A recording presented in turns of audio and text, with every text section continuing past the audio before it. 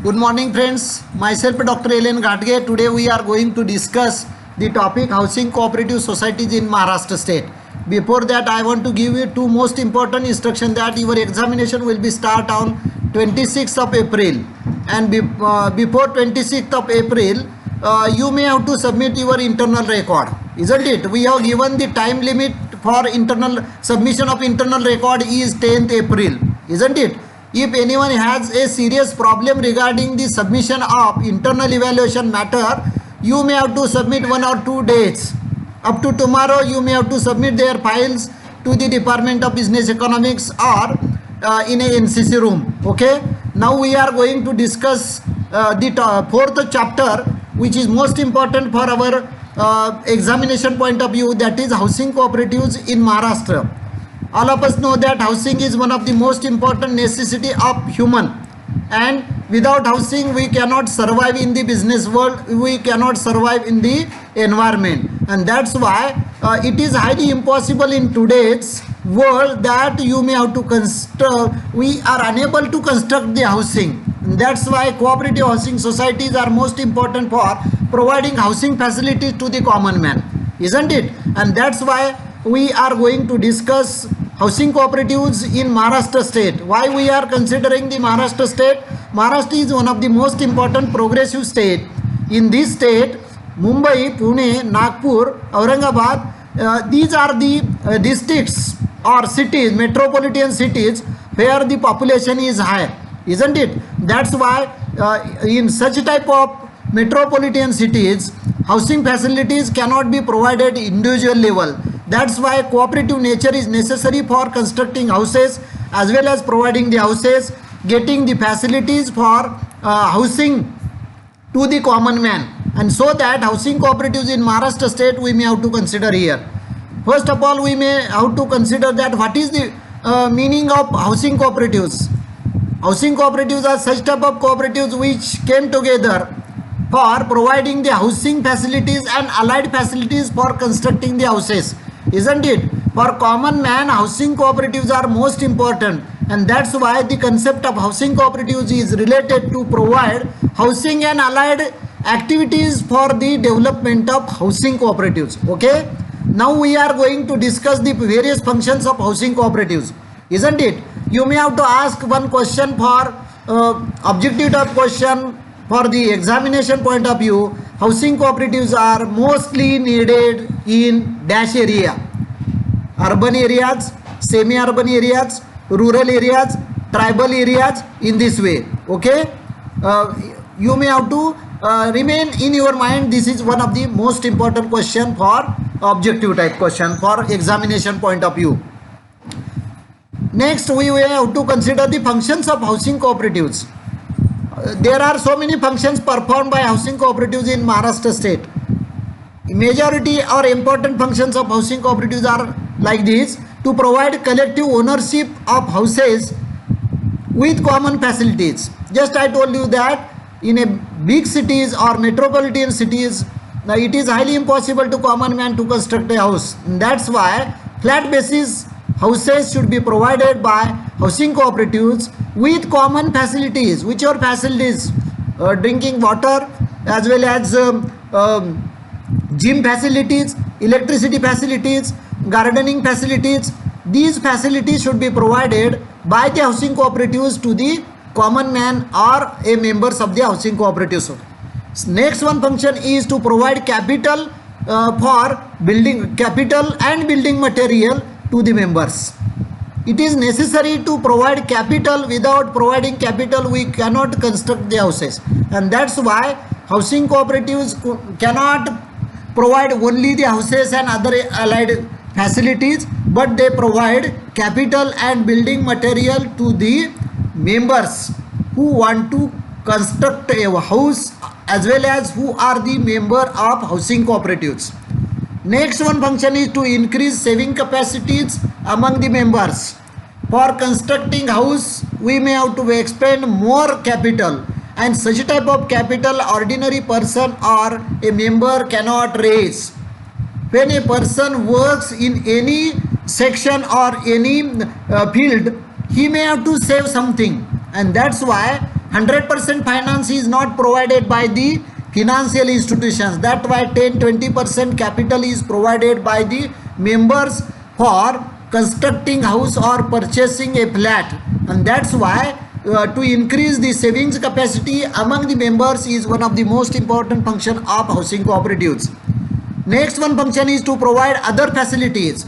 Just I told you that rather than housing cooperatives in the state of Maharashtra provides the facilities like electricity, facilities like gardening, facilities like finance, facilities like other infrastructure to the members of the cooperative housing societies in our state.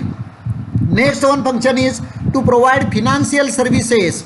Just we have discussed that capital is most important, finance is most important to purchase flat, isn't it? For providing finance or capital, there are so many options here. Nationalized banks, cooperative banks, financial institutions and other sources are available to us. Cooperative housing societies gives proper guidance to the members that which financial institution can provide capital or financial services to the members for purchasing flat with cheap rate. This is most important to exploit for stopping the exploitation, for preventing the exploitation of members from the different type of financial institutions. Housing cooperatives gives proper guidelines regarding cheap financial services provided by variety of financial institutions. Next one, to provide all sort of guidance to the members. Just I told you that our old person always tells us that to construct house is a hard task. It is not easy to construct house within 2 days, 10 days or 11 days. That's why we may have to meditate how we can collect the building material, how we can collect the capital, how we can manage the capital. In this way, for constructing house, all sort of guidance is given by the housing cooperatives before purchasing a flat. These are the functions, important functions performed by housing cooperatives in Maharashtra state. Now we are going to discuss the management of housing cooperatives in Maharashtra state. You may have to ask the question that dash is most important person to manage housing cooperatives. Here chairman of cooperative housing society is the most important person who can manage the housing cooperatives, as well as along with chairman maintenance committee should be there. And according to Maharashtra Cooperative Societies Act 1960, we may have to construct maintenance committee, board of director, and with the help of board of director, chairman is most important.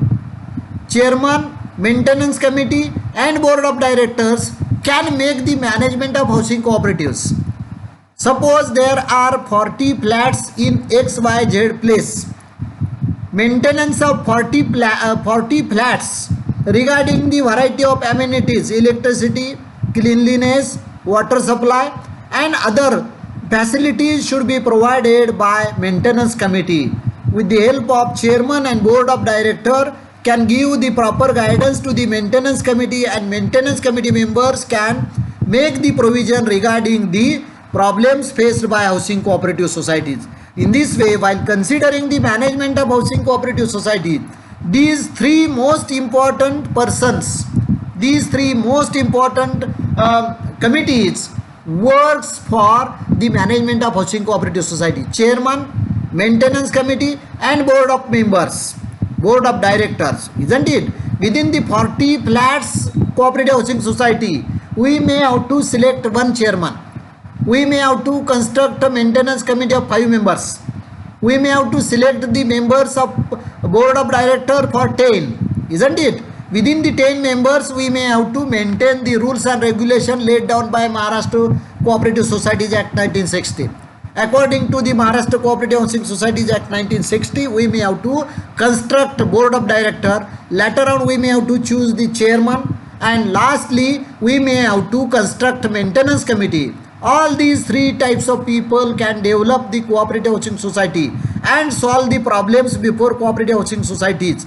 Management of cooperative housing society is in the hands of chairman of cooperative housing society, maintenance committee of cooperative housing society, and members of the board of directors of the cooperative housing society. You may have to remain in your mind, these three people can develop, these three people can manage the cooperative housing society. Thus the functions and management of cooperative housing societies is constructed. This is most important for you. In this way we may have to consider the management functions and management of cooperative housing societies in Maharashtra state. Now for the convenience of Marathi medium students, I will translate it into good Marathi. मित्रांनो, महाराष्ट्रातील सहकारी गृहनिर्माण संस्थांचा अभ्यास करण्यापूर्वी तुम्हाला दोन सूचना देतोय. माझ्याकडे 95% मुलांचं इंटरनल इव्हॅल्युएशन सहकाराचा विकास कोऑपरेटिव्ह डेव्हलपमेंट या विषयाचं आलेलं आहे. 5% विद्यार्थी अजूनही राहिलेले आहेत. या 5% विद्यार्थ्यांना सूचना आहे 10 तारखेपर्यंत आपण आपलं इंटरनल डिपार्टमेंटमध्ये जमा करायचं आहे. 10 तारखेनंतर कुणाचंही घेतलं जाणार नाही आणि यानुसार जे काही 4-2 विद्यार्थी राहिलेले असतील तर त्यांनी ते आपलं जमा करायचं आहे आपल्याला. दुसरी सूचना महत्त्वाची की आपल्या फॉर्म भरण्याच्या तारखा कॉलेजनं व्हॉट्सअप ग्रुपवर आपल्याला कळवलेल्या आहेत. त्याचप्रमाणे आपल्या परीक्षा 26 एप्रिलला सुरू होत आहेत. त्या परीक्षेमध्ये आपला पेपर पहिला आहे, हा महत्त्वाचा आहे. टाईम टेबलकडे सर्वांनी लक्ष द्या आणि परीक्षेला वेळेवर ऑनलाईन ऑफलाईनचा ऑप्शन जो आहे तो ऑप्शन फॉर्म त्वरित भरून द्या. कारण 12 आणि शक्यतो सर्वांनी ऑनलाईन एक्झामिनेशनचा जो ऑप्शन आहे तो ऑप्शन जास्तीत जास्त प्रमाणामध्ये तो चूज करायचा आहे. आपल्याला माहीत आहे कोरोनाची परिस्थिती सातारा जिल्ह्यामध्ये मोठ्या प्रमाणात वाढते. या पार्श्वभूमीवर ऑनलाईन तुमचे प्रश्न गेल्या टर्मला आम्ही सर्व सोडवलेले होते. यावेळीसुद्धा तुमचे सर्व प्रश्न सोडवले जातील. काही अडचण कुणाला येऊ नये याची व्यवस्था कॉलेज करतं आहे. त्यामुळं ऑनलाईन अगदीच नाईलाज असेल त्यांनीच फक्त ऑफलाईन हा चूज द्यायचा आहे. बाकी ऑनलाईन एक्झामिनेशन एखादाच ब्लॉक 10-15च मुलं अगदी जेन्युइन डिफिकल्टी त्यांची असेल त्यांनीच फक्त ऑफलाईनचा ऑप्शन द्यावा. अन्यथा बहुतेक विद्यार्थ्यांनी आपल्याकडे मोबाईल असल्यामुळं ऑनलाईनचा ऑप्शन द्यावा. अशा प्रकारची एक सूचना मी तुम्हाला देऊ इच्छितो. आता आपल्याला महाराष्ट्रातील गृहनिर्माण सहकारी संस्थांचा अभ्यास आपल्याला करायचा आहे. आता याच्यामध्ये 2-3च प्रश्न निर्माण होऊ शकतात हे मी नंतर तुम्हाला सांगतोय. हाऊसिंग कोऑपरेटिव्ह किंवा घरांची गरज जी आहे ती शहरामध्ये मोठ्या प्रमाणात भासते, लक्षात घ्या. त्यामुळे प्रामुख्यानं मुंबई, पुणे, नागपूर, औरंगाबाद ही जी शहरं आहेत की ज्या शहरामध्ये मोठ्या प्रमाणात घरांची गरज भासते आहे. जिथं औद्योगिकरण मोठ्या प्रमाणावर होतं त्या ठिकाणी घरांची गरज असते. आणि आपल्याला माहीत आहे की सर्वसामान्य माणसाला घर बांधणं हे आजच्या काळामध्ये अशक्य झालेलं आहे. त्यामुळं सहकाराच्या माध्यमातून अशा प्रकारच्या गृहनिर्माण सहकारी संस्था आपल्या महाराष्ट्रामध्ये मोठ्या प्रमाणात निर्माण झालेल्या आहेत. आज या गृहनिर्माण सहकारी संस्थांची संख्या 90,000च्या घराच आहे. गृहनिर्माण सहकारी संस्थांची संख्या म्हणजे लाखोंच्या घरात असलेल्या गृहनिर्माण सहकारी संस्थांचं कामकाज आपल्याला माहीत असणं गरजेचं आहे. म्हणून आपण याचा सिलेबसमध्ये समावेश करण्यात आलेला आहे. तर गृहनिर्माण सहकारी संस्थांचा अर्थ काय? घरांची गरज असलेल्या व्यक्तींना एकत्र करून घरांची सुविधा उपलब्ध करून देण्याचं काम ज्या सहकारी संस्था करतात त्यांना आपण गृहनिर्माण सहकारी संस्था असं म्हणत असतो. तर गृहबांधणी किंवा गृहनिर्माण सहकारी संस्था ह्या सभासदांना घरांची गरज त्याचबरोबर इतर बांधकाम साहित्याचा पुरवठा करण्यासाठी स्थापन झालेल्या असतात. म्हणजे गृहनिर्माण सहकारी संस्थेची समस्या ही प्रामुख्यानं शहरी भागात आढळते. हा प्रश्न विचारला जाऊ शकतो. ग्रामीण भागामध्ये जागा भरपूर आहे, शहरात जागा कमी आहे. ग्रामीण भागामध्ये लोकांची उत्पन्न पातळी आणि वर्षानुवर्षे बांधलेली जी घरं आहेत तिथंच लोक राहत आहेत, फारशी गरज भासत नाही. पण नव्यानं शहरात येणाऱ्या व्यक्तीला ज्यावेळी शहरात एंट्री करतो नोकरी धंद्याच्या निमित्ताने त्यावेळी त्याला घराची गरज असते. आणि मग तो ज्या क्षेत्रात काम करतोय त्या क्षेत्रात घर आपलं असावं या अनुषंगानं प्रपोजल तयार करून फ्लॅट घेत असतो. मग या अनुषंगानं गृहनिर्माण सहकारी संस्थांची गरज मोठ्या शहरामध्ये तातडीनं आणि अत्यावश्यक असलेली आपल्याला दिसून येते. आता गृहनिर्माण सहकारी संस्थांची कार्य काय आहेत ती अत्यंत महत्त्वाची आहेत. त्यावर एखादा प्रश्न तुम्हाला विचारला जाऊ शकतो. तो पहिलं कार्य काय की to provide collective ownership of houses with common facilities. म्हणजे घराची गरज असलेल्या लोकांना सभासदांना घरांचा पुरवठा आणि इतर सुविधा पुरवणे. म्हणजे गृहनिर्माण सहकारी संस्थेमध्ये एक घर पुरवलं जात नाही, तिथं 50, 100, 150, 200 फ्लॅट असतात. आपण मुंबई, पुणे किंवा सातारा शहरात जरी बघितलं तर एक गृहनिर्माण सहकारी संस्था ही किमान 10पेक्षा जास्त फ्लॅटची असते. मग 25, 30, 40 असे असतात. त्याच्यामध्ये विंग्ज आहेत, A wing, B wing, C wing, बरोबर आहे. तर घरांची गरज ज्या लोकांना आहे अशा लोकांना घराबरोबरच इतर सुविधा, म्हणजे नुसता फ्लॅट देऊन गृहनिर्माण सहकारी संस्था थांबत नाहीत. पाणी पुरवठ्याची सुविधा करतात, इलेक्ट्रिकची सुविधा, त्याचबरोबर स्वच्छतेची सुविधा असते, घनकचरा व्यवस्थापनाची सुविधा असते. या पद्धतीनं सर्व प्रकारच्या सुविधा पुरवल्या जातात. हे कार्य महत्त्वाचं आहे. दुसरं कार्य जे आहे, to provide capital for building material. म्हणजे गृहनिर्माण सहकारी संस्था या बिल्डिंग मटेरियल जे लागतं त्याच्यासाठी भांडवल पुरवठा करत असतात. आणि ह्या भांडवल पुरवठा गृहनिर्माण सहकारी संस्था इतर गृहनिर्माण सहकारी बँकेकडून ते घेत असतात. आपल्याला NHB स्थापन केला, नॅशनल हाऊसिंग बँक स्थापन केली आहे भारतामध्ये. त्यांची लिंक किंवा नॅशनलाइज बँका असतील किंवा सहकारी बँका असतील, या बँकांच्याकडून अशा प्रकारचा कर्जपुरवठा करून देण्याचं काम गृहनिर्माण सहकारी संस्था करतात. त्यानंतर सभासदांच्यामध्ये बस्तीची सवय लावणे. आपल्या सर्वांना माहीत आहे, आपल्याला फ्लॅट घ्यायचा असेल तर फ्लॅटला 100% कर्ज बँका देत नाहीत, 80% कर्ज देतात आपल्या तारणावर आणि 20% भांडवल आपण स्वतः जमा करावं लागतं. आता हे 20% भांडवल आपल्या सेव्हिंग्जमधून किंवा आपल्या बस्तीतून निर्माण होत असतं. आणि अशा प्रकारच्या बस्तीची सवय लावून त्या बिल्डिंगसाठी किंवा फ्लॅटसाठी आवश्यक ती रक्कम जमा करणं इतकंच नव्हे तर घेतलेलं कर्ज वेळेवर परत करण्यासाठी सुलभ हप्त्यानं कर्जाची परतफेड करत असताना बचत प्रवृत्ती, म्हणजे खर्च कमी करून जास्तीत जास्त प्रमाणामध्ये बिल्डिंगचं कर्ज जे आहे, व्याज आहे ते भागवणं किंवा घराचं कर्ज भागवणं अशी सवय लावावी लागते, ती लावतात. पुढचं जे कार्य आहे, to provide other facilities to the members.